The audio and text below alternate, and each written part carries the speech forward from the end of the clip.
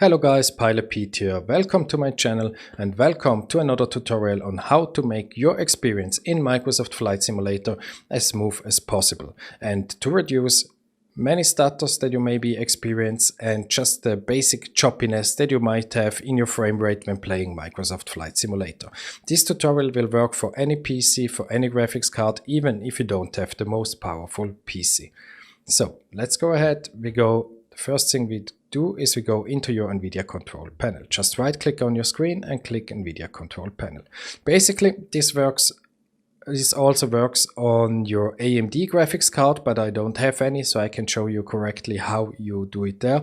But I'm pretty sure if you follow these steps, you will have the pretty similar or the same settings in your AMD control panel. I'm pretty sure you will figure it out. Otherwise, just ask in the comments and I'm pretty sure anyone with an AMD graphics card can help you out. So, first we go to Manage 3D Settings. If you have messed up your settings here or watch another tutorial that showed you crazy stuff that you maybe have to set here, I advise you go to Restore, only set the 3 or 4 settings that I will change because most of the other settings have no impact on your performance in Microsoft Flight Simulator at all. So the first setting we will change. Let me see, usually I have it in German, right now I have it in English, so I have to find my way around. Yeah, exactly. The first one is the low latency mode. By default this is off. Make sure you put it on. Don't put it on ultra, but put it on. What this will do, I can show you right now. You can always read the description down here. Low latency mode on. So, how does this work?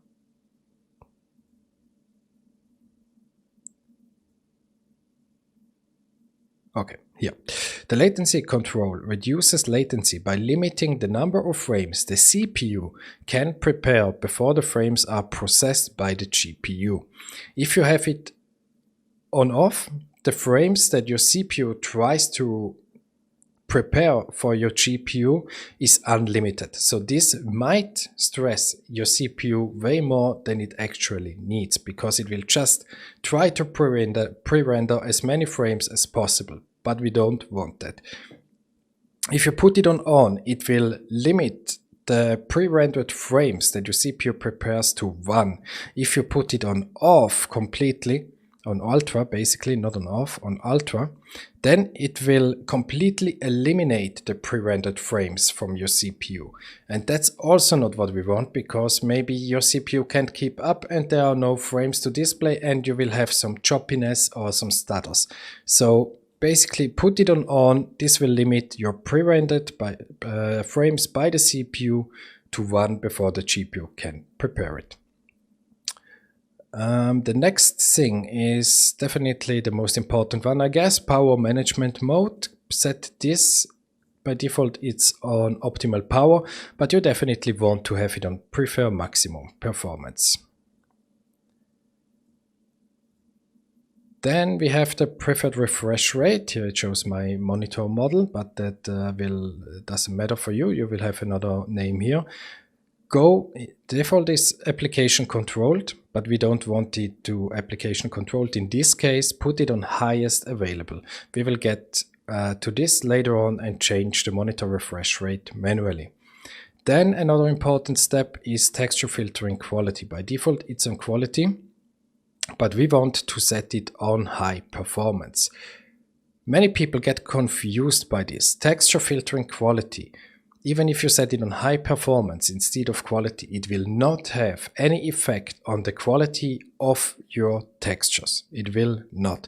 The only thing that this changes is how your GPU is filtering the textures.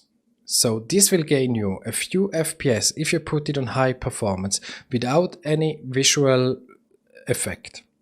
Really, you can test it for yourself. Go on high quality, you will see your frames will drop by a few frames.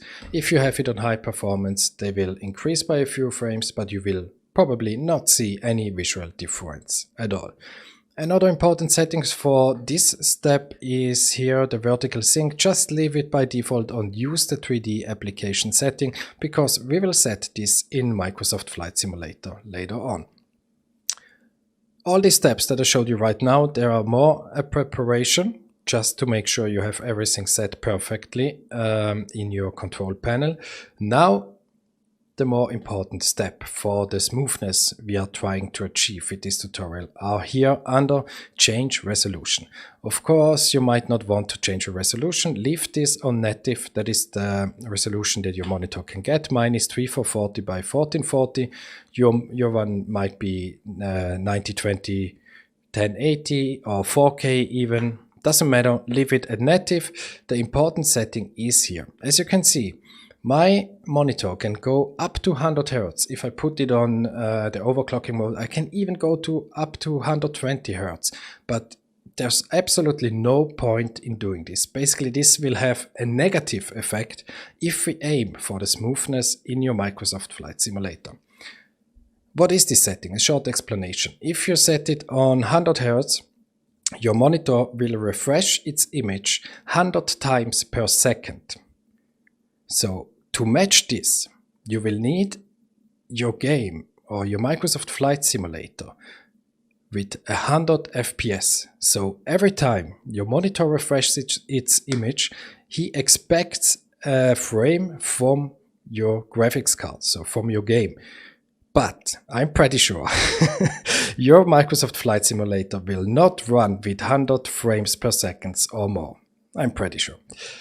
So, what we want to do, we want to match our FPS as good as possible to the monitor refresh rate, and this will increase the smoothness and eliminate the choppiness in your image, in your frames drastically. So, what I will do, I will set it on 60 Hz. I can go as low as 50 Hz, but I come to this a little bit later. Right now, I put it on 60 Hz. If you have an older monitor that still supports 30 Hz, I will advise you go to 30 Hz, because we are aiming at only 30 frames per second. I know some people of you say, hey, I can get 45, 50 FPS. Why should I aim for only 30 FPS? Well, exactly because of that. If you want smoothness, no choppy frames when you're looking around, when you're flying turns, you want to match the frames of your game to the refresh rate of your monitor. Even if I set it on 60 Hz, I cannot get 60 Hz, 60 frames constantly out of my flight simulator, unfortunately. If I fly a complex airliner like an Airbus or a CRJ or any airliner in a complex scenario like New York, Chicago, any big city or anything, I will not get 60 Hz. I usually get about 40, 45 frames. So, what we want to do, we want to limit the frames in your Microsoft Flight Simulator to only 30 Hz. And if you have, as said, 30 Hz option here, definitely go for that. I don't have it, you might not have it, so we go for 60, but still limiting the frames in your Microsoft Flight Simulator to 30 Hz. That will mean that your monitor is refreshing 60 times per second, but you only get 30 frames per second constantly.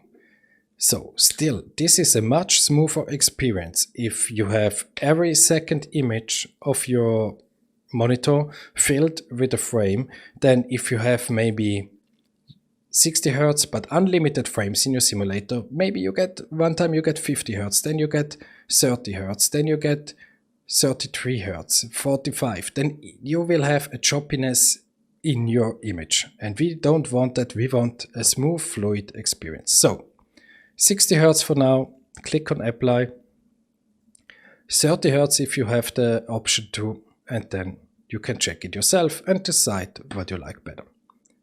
Okay, we close this and then we go to our Microsoft Flight Simulator.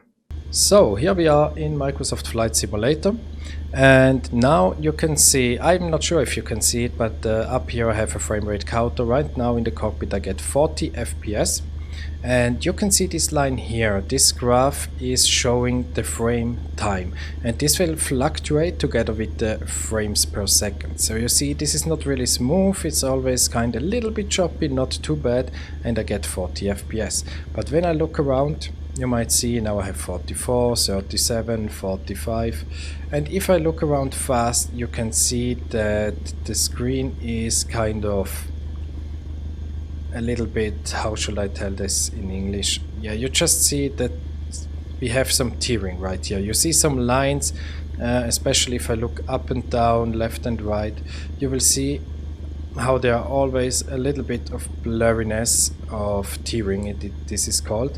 And you can see, if you watch the line above, that we have some fluctuating frames here. Right now it's only 39. And if I look around, you can see how this graph here is changing, and basically this is showing the smoothness. As more linear as this line is, with all these kind of heartbeat like things, the more straight this line is, the more smooth everything is. Right now with 40 frames I get a pretty good smooth experience, of course, but this is not a very heavy scenery. But you can see how the frames and the frame time is fluctuating. So, what we will do now. Important is that with your graphics settings, we will go there. In your general graphics settings, set your settings of the graphics accordingly. Right now I have it on Ultra preset just because I can here in this scenario. Set it that you definitely have above 30 FPS, maybe 35, maybe 40, whatever your PC can get. And then the most important setting here is vsync, and we put this on and not on 60 frames, because we can't reach 60 frames. You see, I have 40 frames, not 60, so there is no point in putting the frame rate limit to 60. It will not really have any effect. It will eliminate the tearing that I showed you, but it will not increase our smoothness. So let me show you this. I put it on 60 FPS for now, and see what happens. The line here that basically shows our smoothness, it's the frame time, but basically it's the smoothness. When you watch around, look around, you see how this graph is completely off. It's not linear, it's not smooth. The tearing is gone because you've set on vsync, but you see it's kind of choppy when I look around. It's not really smooth, and this will of course be even more pronounced when we fly around, fly turns and stuff.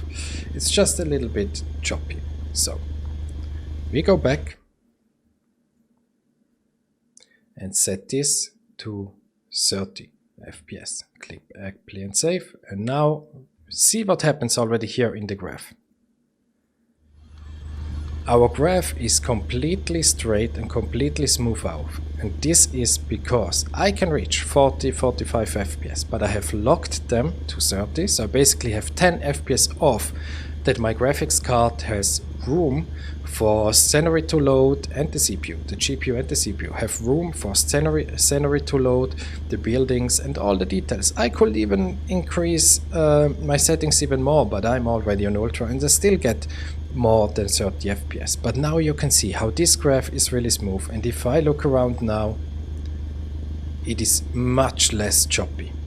You can see, even if I look around crazy like this, I hope you don't get sick watching the video right now, but you can see how this graph just stays stable, and this is because we have limited our frames to 30, and this means the frame time we have is exactly 33.4 milliseconds. And now we have a frame rate, that is, I have put it on 60, my monitor refresh rate, the frame rate on 30, so every second time the monitor is refreshing the image, he gets a frame.